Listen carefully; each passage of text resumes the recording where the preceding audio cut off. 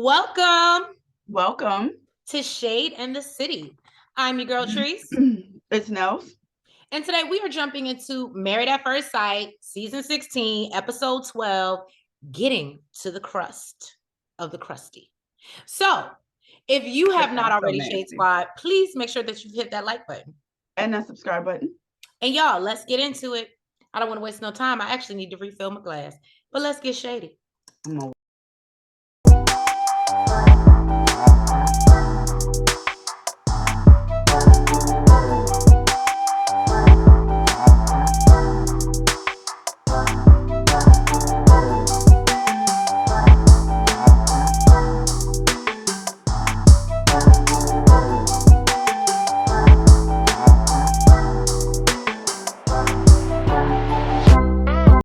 So we now have 24 days until decision day. I'm like, this is moving faster than I thought.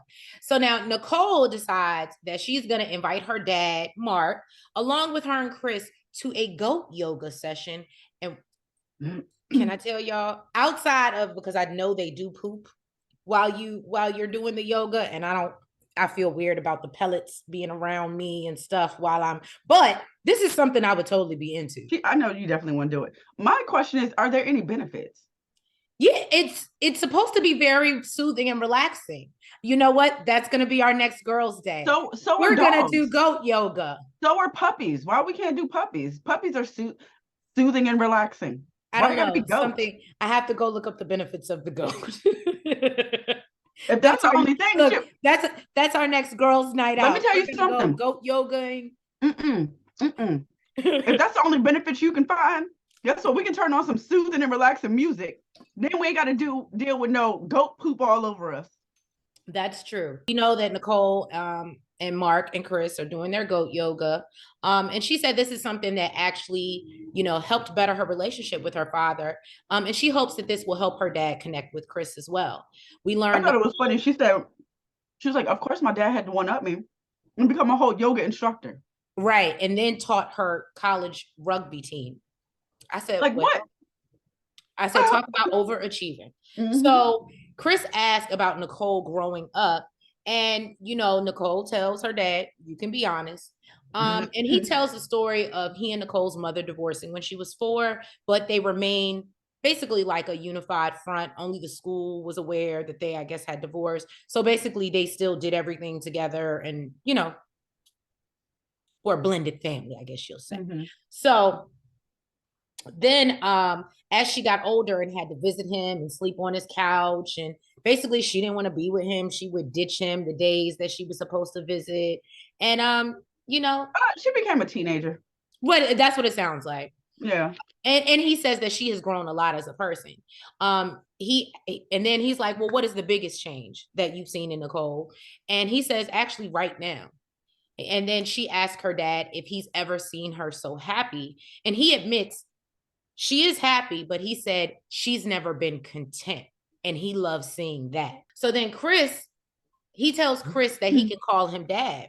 And Chris questions, well, what happened? Because I thought we were supposed to be waiting for decision day. Mm-hmm. And he said, no. What I said was that once I feel like I can respect you. And you earn my trust. And he said, and I feel like I can respect you and you've earned my trust. And he's like, I don't know if you feel the same.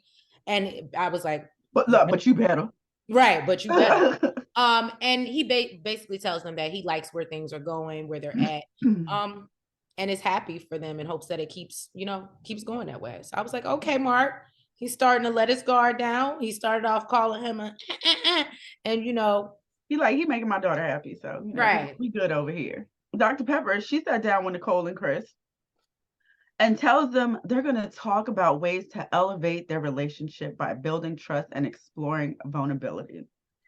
Nicole says, while going deep with Chris, she realizes that her past relationships affected her more than she thought. Girl, we seen it. Mm-hmm. We've seen it. And said she had a guard up from her first relationship on. Her first relationship was terrible, and it set the tone for basically all her future relationships after that. Right. And she never felt like she could be vulnerable because to her, vulnerable means weakness, and weakness means being taken advantage of. her baby. Right. And she says that she would literally call herself a robot because she couldn't even cry in front of men, and she's thankful that that hasn't been the case in her marriage. But it has been challenging to open up because she's not used to it. Now, maybe it's just that she talked so much that I assume that she was opening up, or she was just so open and vulnerable. Mm-hmm. But really, once she said it, I was like, damn, really all she's doing is asking questions and just trying to find out about other people. I mean, she does open up somewhat about herself, but no, and I think we see definitely that know later more about on her in than we another do about scene when they're Kirsten, though. answering the questions. I can agree with that. I did kind of catch that too, and I was like, oh yeah, now that I think about it, Yeah, she's. because I thought she was pretty But open. I think it's also too, and like I said, Shade Squad, we'll get into it, but I think it's more I think it's more about feeling like shame about her past and the decisions that she's made, which is crazy to me because I'm like, we've all made kind of poor decisions in life that it's like, it's no, you know what I mean? But I guess for her, she's being hard on herself and she's like, no, these were really stupid decisions and she's ashamed of it. So she doesn't necessarily want to volunteer and tell people about it. And because she also said this was a routine for 15 years. Right. And it was hard for her to get out of that pattern.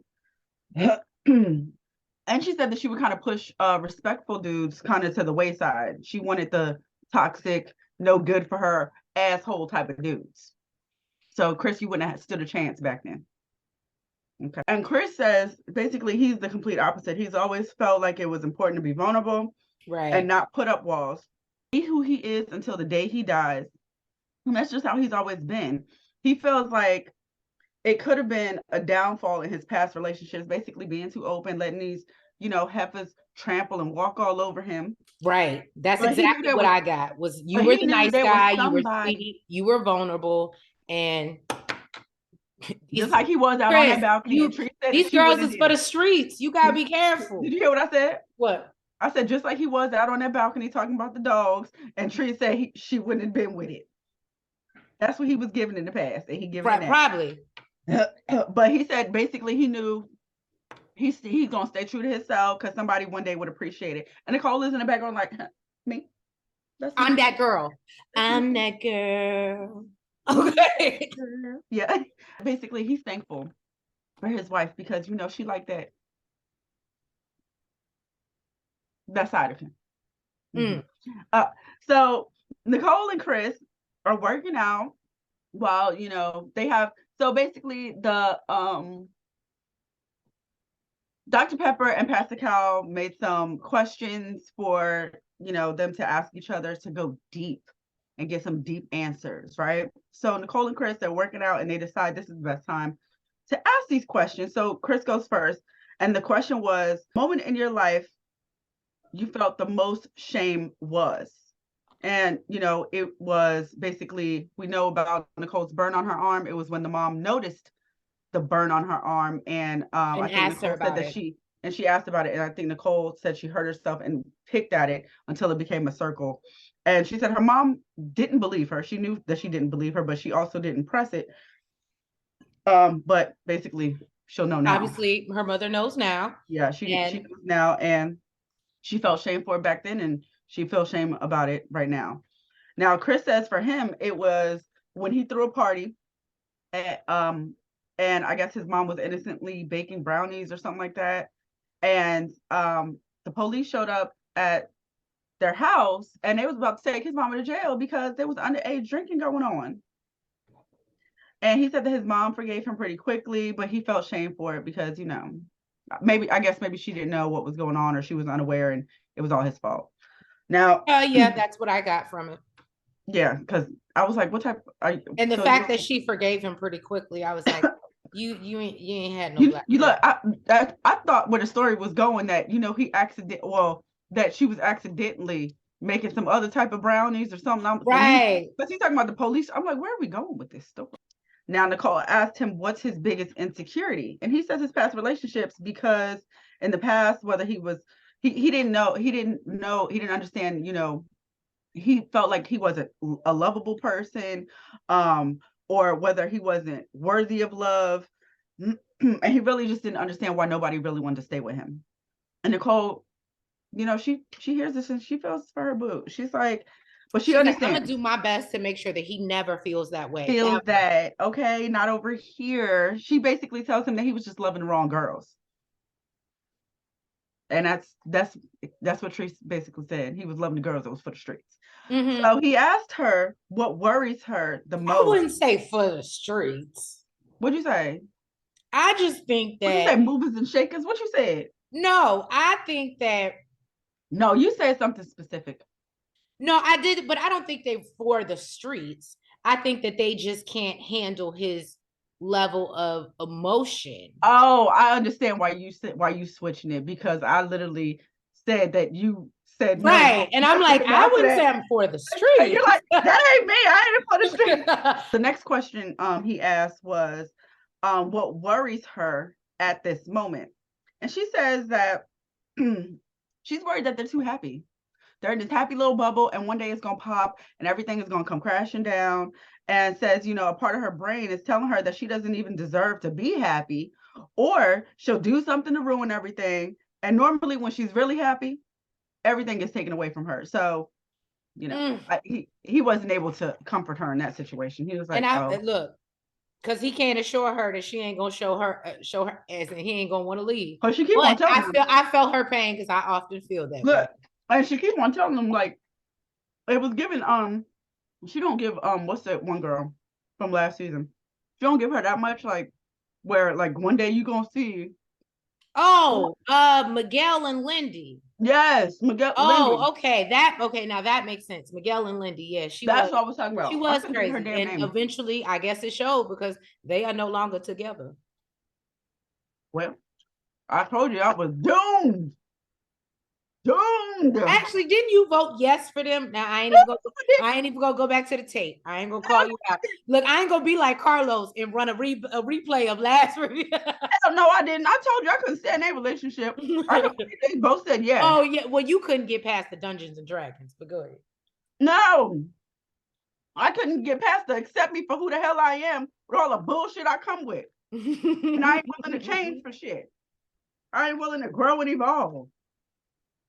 That's what I couldn't get past. Oh, God. So Shaq and Kirsten are preparing for Dr. Pepper's visit. Kirsten is making cookies again. If she don't stop with these little store-bought, pull apart mother cookies, like she baking them from hand. Like, what the hell? Like she's trying to act like a Stepford wife. That stood out, like, because my note, I was like, I have to put this in my notes. I was like, why every time we see her and she be out here really trying to be like Betty Crocker? I said a Stepford wife, but I ain't seen no nair flour, no stick of butter, no nothing. Lady, you got them Tall House cookies from the damn bar, pulling them apart and sticking them in the oven. If you don't, and what makes me so mad, I'd be like, okay, I get it. You're a wife. You want to, like, I don't know. If I was to bake those are meant for late night snacks when y'all are watching movies and stuff. That is not meant for you to be taking, like you baking these from scratch. She tells production that she needs, well, basically, she tells production that she feels like they need an expert to come in and mediate. So they do sit down with Dr. Pepper. She presents her with her cookies and she asks what they need help with. So Kirsten says that they need help communicating. Everything. On everything. And so Dr. Pepper tells them to make no assumptions because whatever you assume has a chance of being wrong. God, I always love the therapy part of this. And she shares a gem from the Bible of Dr. Pepper, Psalm 35, verse 8, that says, do unto your partner as they would do unto themselves. I said, okay, Dr. Pepper. Now, what does my partner need? How will they receive this? Is basically what she's saying. And Kirsten talks about the friction in their marriage, and she wants to talk to Kirsten about being more open. Kirsten shares that, about her parents' divorce and how she felt it was shameful and she didn't really understand why it happened. She basically talks about how she learned to manage her emotions on her own and sweep how she felt under the rug. So Dr. Pepper makes her realize how that may be affecting her marriage. And she tells them that they have to find a balance, basically. She then asks Shaq the same question, and Shaq says that his mother always provided a roof for him. Obviously, we know she was a single parent, but he was envious of seeing other two-parent families and wanted that for himself. So he discusses not meeting his father till he was 17 years old and says that he held resentment towards him because he wasn't there. Kirsten does think that, this whole little session they had helped them understand each other better. And Dr. Pepper then starts to go into the chemistry of it all, which Kirsten said she didn't think there was much of. They both got quiet. Right. So Shaq says that they've been doing better at it. And, she talks about how Kirsten started off not wanting to kiss at all. And now basically she looks for it. Apparently he left one day and went to work and did not give her the forehead kiss. And she sent him the nasty text. I'm guilty of it all the time. And basically said that she needs that. The only kiss I'm getting upset about is not a kiss on my face. Okay, she's taking this. She's making it a different show, you guys. So then basically he knows that, that's something that she needs. And Dr. Pepper challenges them. She's like, that's all good, but we need to move on to real kisses. Right.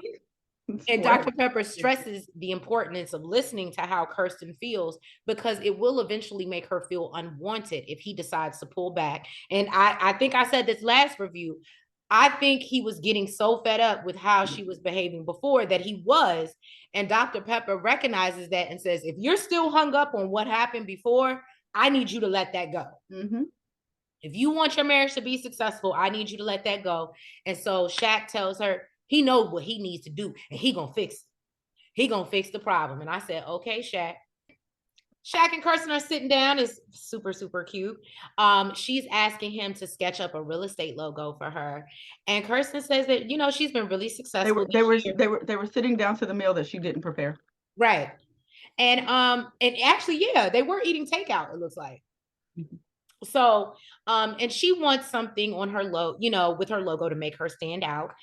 So he starts on it and she's like really feeling it. She's like, okay, babe, I'm loving this. And I'm not gonna lie, I'm with what's the other doctor, Pascal. Now, these two together, if they could get past, they would be a power couple. So she then starts talking about, oh, well, babe, I'm gonna have to send you an invoice because I need a website as well. And so he's like, oh, I can do that too. So you can clearly tell that this is he was like, you think I'm gonna charge you? She was like, well, you ain't got to. I'll pay you in other ways. He's like, well, I can build it tonight. Right. But he's like, oh, if we doing this in payments, let's do it. So they decided to go through the questions that Dr. Pepper and Pascal asked. And Shaq asked, what will keep you feeling safe and secure in our marriage and why? Now, Kirsten tells him, showing her that you can take the lead. And he say, okay, well, don't get pissed off when I do. Okay. But what she should have said, well, don't care. You taking the lead. Okay. So he decides he gonna take the lead. And he set up a body painting activity for them. And she said, what you gonna do with all these little bitty paintbrushes on all this body? What you okay? He said, I got a plan. Don't you even worry about that. I love this scene. I really did. So she goes to change into her bathing suit and he got started. I don't even think he used the paintbrushes. I think he was using his hands, if I'm not mistaken. I'm not gonna lie to you. In this moment, I never thought he was a bad looking guy. May not be necessarily my type, but I never thought he was a bad looking guy. But I'm just the creativity and the thought. I'm not gonna lie, that was a turn on for me. I was like, if you don't want him. I was actually more turned on about the multi-talent. Oh, well, clearly he's multi-talented in a lot of things. That's all I'm saying. I thought the body paint thing was creative, and I thought it was a very romantic date that he came up with. Right. But actually watching them do it didn't do nothing for me. No, not watching. I'm just saying the thought. I don't know the way they started playing the music and they acting like they gazing into each other's eyes, and I'm like, I don't see. I'm just talking about the fact that they. The thought, when men put thought into that was super cute. Now he says that he's feeling her energy and letting him take the lead. And she tells him, look, I like watching you do this. And basically they feel like this is spicing up their marriage. So then he went and got some strawberries and whipped cream, spraying the whipped cream at her mouth, got the strawberries in him out there. They finally kiss. They kissing now. Swapping whipped cream and strawberries and all types of mess.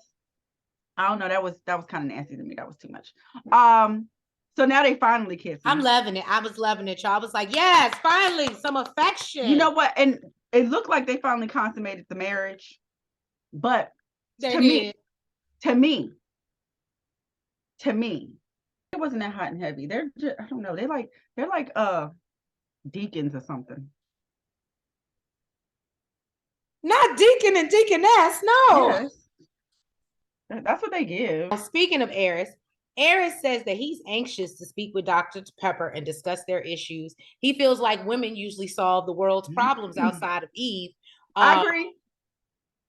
And of course, you know, Jasmine says she's super excited to meet with Dr. Pepper and lay everything out for her. So Dr. Pepper starts off with, she wants them to work and ask them, you know, what would they like to work on? So she says, Jasmine says having deeper conversations and hopes that, you know, basically Eris will lead those conversations.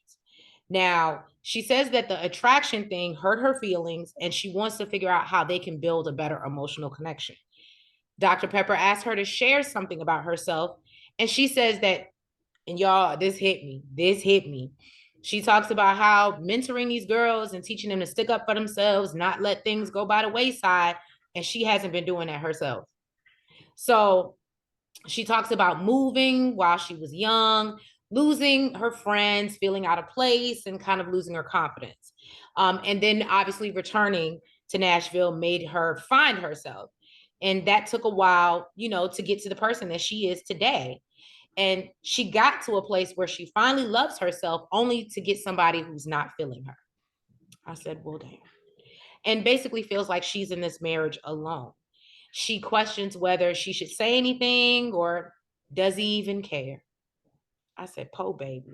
Now, Dr. Pepper asked if she's thought that maybe it's not about you, boo. Have you ever thought that this man is 39 years old and has never been in love and it may not have anything to do with you? Because this problem has been going on before you and will probably still go on after you. So then we learn obviously that, you know, Eris admits he's experienced a lot of loss in life. So he's had a hard time getting close to people. Dr. Pepper asked if he got married at first sight because he wanted to not be able to run. And that's basically what it was. Dr. Pepper tells him he's using that fear as a way to not get close to people because he's scared of losing. So he would rather run than get close to someone and then lose them. And basically she tells Jasmine she has a work cut out for her.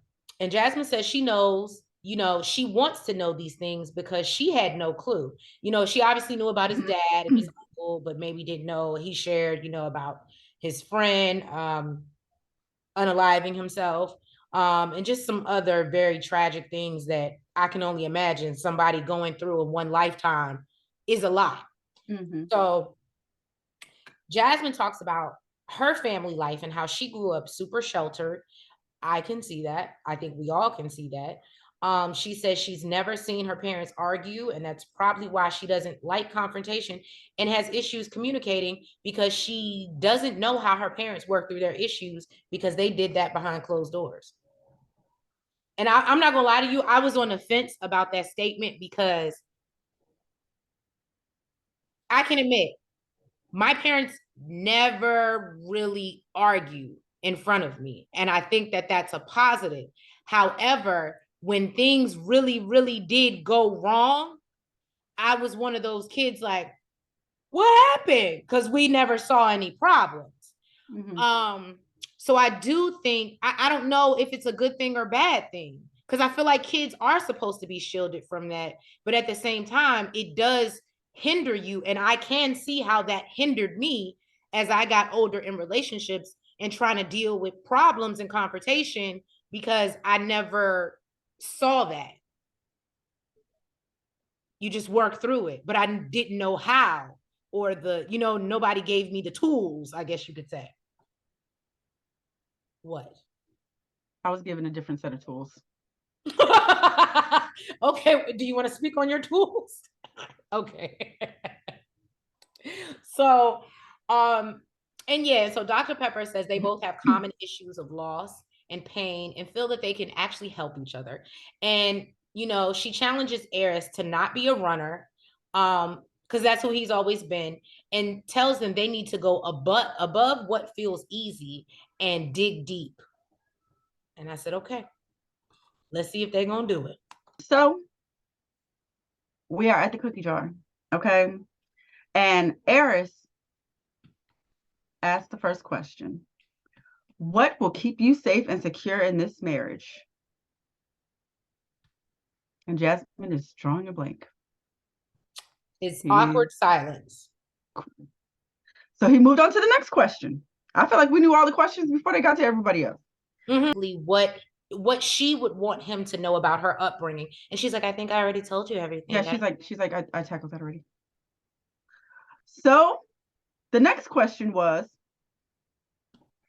the thing I wanted to wait to tell you until we've been together long enough is, and she says, there's nothing I haven't told you.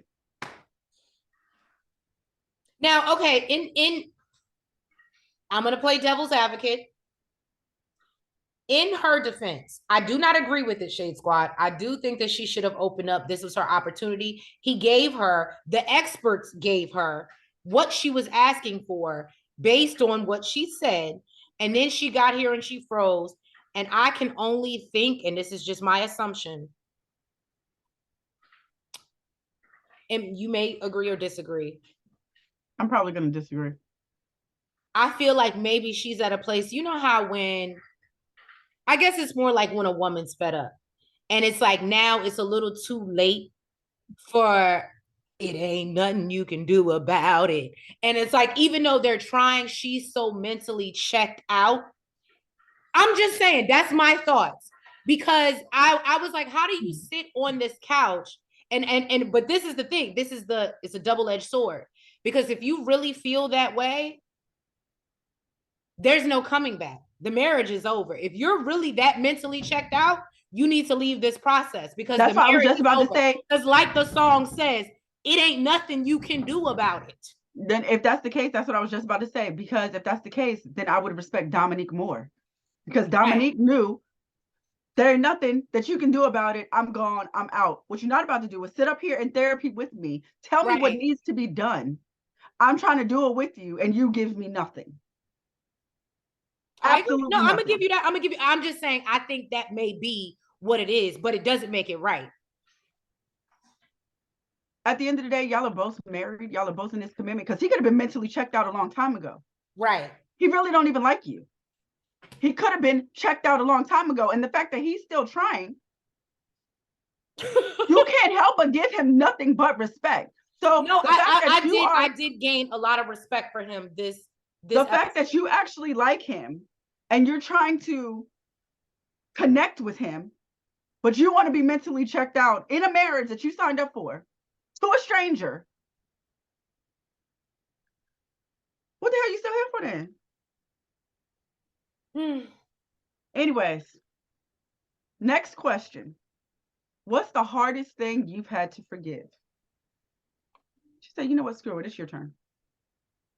So in a confessional, Eris is confused as shit. He's like, she wanted deep conversations, and we over here struggling. We're struggling with this. Real bad. So Eris took his turn. And basically I know he opened up about his friend.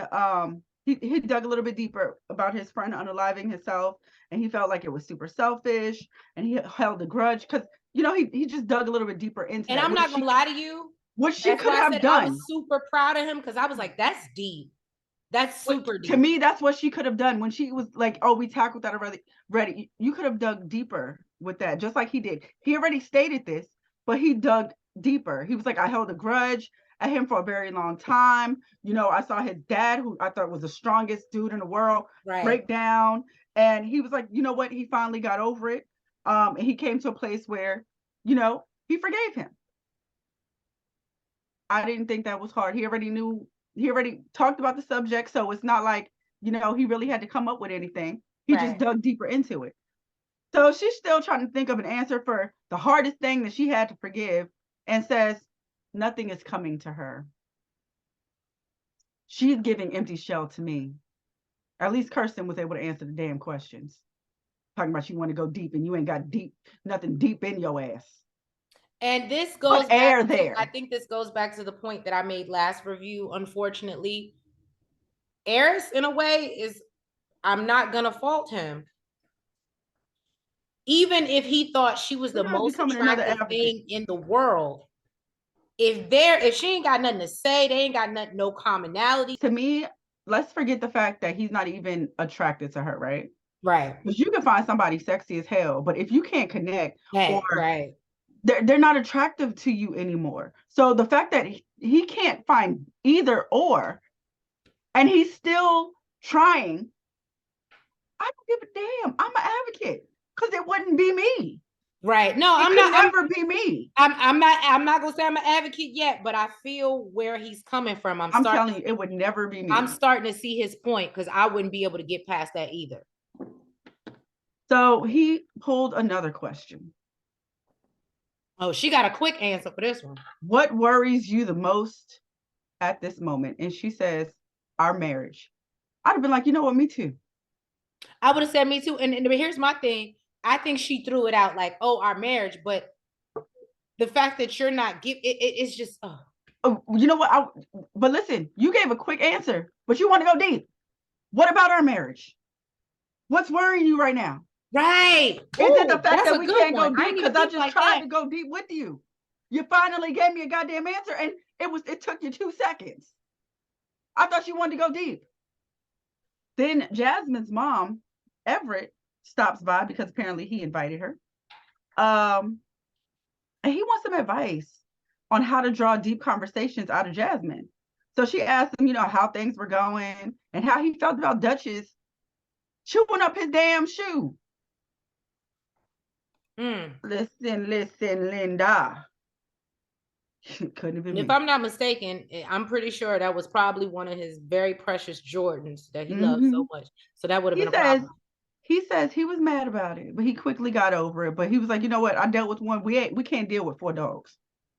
He like, I really don't like her already like that. We can't connect. And she coming with all these dogs. Yeah, it's too much. It's too much. So he says that, you know, it's going okay, but it could be better. So basically, you know, he says that she told the doctor that she wants to have deeper conversations, and that's not what she's given at all.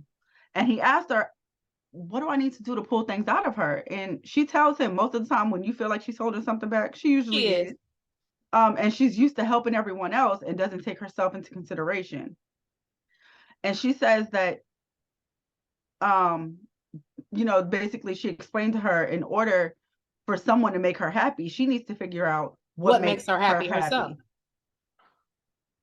Jasmine also shared with her mother that, you know, they wasn't going to have sex until after decision day. And she feels like, you know, that's something that could happen tomorrow, but because you've made the choice not to do it, and you're gonna do whatever you need to do to fight against the opportunity. She's like, not that I want you guys to, but, you know, now it's just going to be off the table completely. Exactly. Now, but he want to have a connection first, so I completely get it.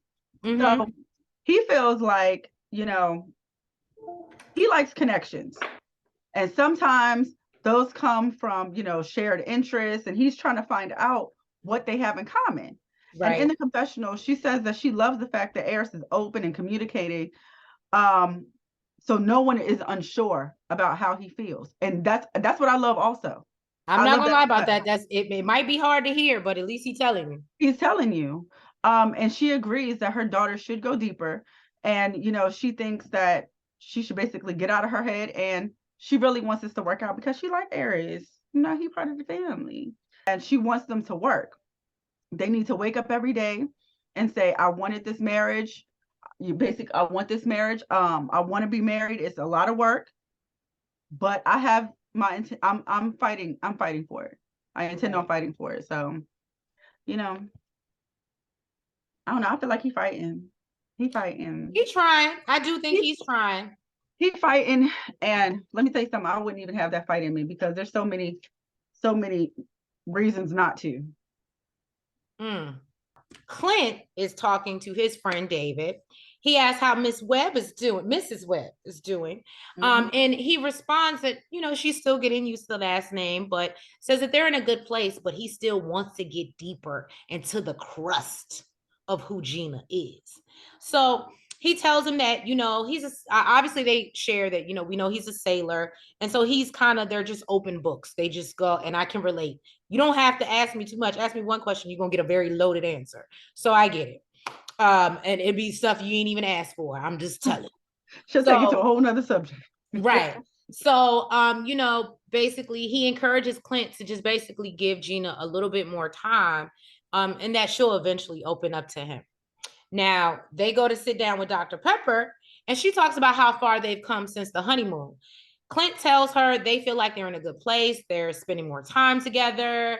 She'll come in the room and at night, and, while Hank is there, and apparently because Hank is there. Well, that's what I thought she was saying. But then when Dr. Pepper said it, she was like, oh, okay, so Hank really likes you. Well, yeah, he admits he's falling in love with him. She was like, keyword, Hank is there. Right. So I didn't know if it was like being shady, like I'm only in there because Hank's there.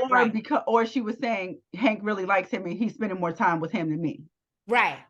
So Gina says they've been focused on having fun. Dr. Pepper said, that's all sweet, but fun ain't gonna make this marriage work. I said, okay, Dr. Pepper, you getting spicy. She wants to talk to them about being more vulnerable and opening up, because that's what it will take to open their hearts and their chemistry. She asked Gina about her past experiences, and she admits that she's had issues in the past, being raised primarily by her mother, and not having the best relationship with her father. So she's just found it easier to be vulnerable with women, and needs to feel that she has a safe space to do so with a man. So when Dr. Pepper asks her what she needs to feel safe, Gina says that the honeymoon was triggering for her and thinks that's why they have issues not getting into deep conversations, because the last time they did on the honeymoon, we see how that went. Now, Dr. Pepper says the chemistry develops based on those heavy conversations. So then Clint says that he tries to be as vulnerable as possible. He said he dated someone who put on a false persona for 3 years, I think. And he thought that she was the one, and unfortunately realized that she wasn't. So that's why he tries so hard to get to know more about Gina and get to the crust. Now, Gina is squirming at this point, and Dr. Pepper notices and asks her, what the hell is wrong with you? What do you need to say? So Gina says that although Clint says he wants to get deeper and know more, he hasn't asked her any deep questions, she feels, and she's just not volunteering information. Now, this is what I'm going to have to call you out, Gina, because I think that's false. Maybe I'm wrong. I felt that was a false statement. I think that we have seen Clint constantly try to dig deep with her. He's gotten deep with the whole loss of the pregnancy situation he's gotten deep with her. So no, Gina, I don't. And she's like, well, it's the way. I feel like the questions are too generic. Like, tell me about your childhood. He wants him to ask specific questions, but how can you ask specific questions about somebody's life if you don't know them? That part. Yeah, when she said that, I was like, but then I feel like Clint got a little aggravated too, because he was like, okay, well, if that's how you communicate, you can do the same shit. Right. And he was like, well, why don't you initiate it? And so Dr. Pepper realizes, like, okay, this is not what I needed it to be. And so she says, so she rephrases and she said, well, Clint, why don't you ask her, tell me about your relationship with your mother as a child? And I'm not going to lie, that annoyed me too. I'm not going to baby, what I'm wanting and what I'm wanting to get to the core of. I'm not about to baby you into that. I'm not. And he's like, I want it to be organic, not a Q&A session. Right. I was with Clint on this one. She stresses that if they keep sticking to the styles that they like, they won't find love. So keep doing what you like. Basically, she's telling them to get uncomfortable because that's what it's going to take. So it's time for their questions. And Clint, his first question is, do you avoid asking for help? She says 100%. She has delegation phobia, and it is her #1 toxic trait.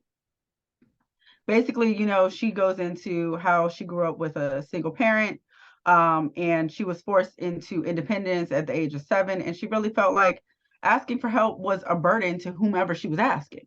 Mm-hmm. So she always did it on her own. Now, Clint says he's always been independent, but he does know how to ask for help when he needs it. Mm-hmm.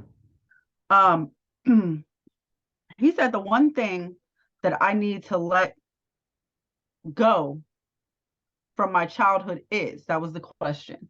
And she said that she had to let go of the fear of rejection or abandonment or feeling like she wasn't good enough. And she feels like it really stemmed from her parents getting a divorce at a really young age and having a dad that really wasn't around. And Clint says that, he can somewhat relate. His dad wasn't there all the time.